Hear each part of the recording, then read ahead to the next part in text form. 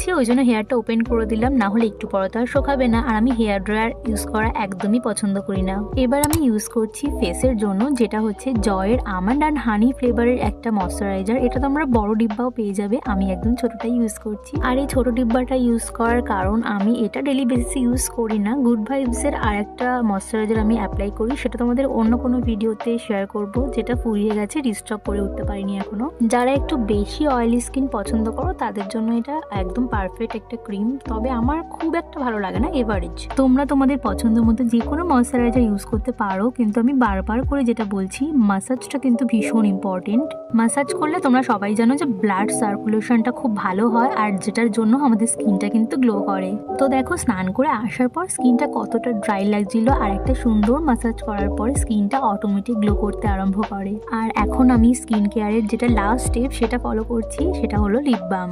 Lip বামটা আমি শুধু স্নানের পরেই না, মানে আমি কিছুক্ষণ পরপরই অ্যাপ্লাই করি। আমার লিপ বাম ভীষণ প্রয়োজন হয়। আর দেখো, এটা ইউজ করতে করতে তো আমি শেষই করে ফেলেছি, এখনও ইউজ করা যাবে এটা।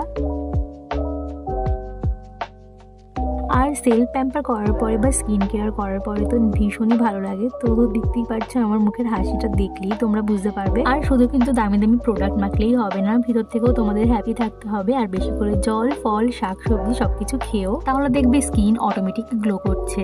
সো আমার এই সিম্পল স্কিন কেয়ার রুটিনটা তোমাদের কেমন লাগলো অবশ্যই কমেন্টস করে জানিও, আর একটা লাইক করতে ভুলো না। আর আমার চ্যানেলে তোমরা নতুন হলে অবশ্যই চ্যানেলটাকে সাবস্ক্রাইব করে দিও। দেখা হবে অন্য কোনো ভিডিওতে, ততক্ষণ সবাই ভালো থেকো আর সবাইকে ভালো রেখো। বাই।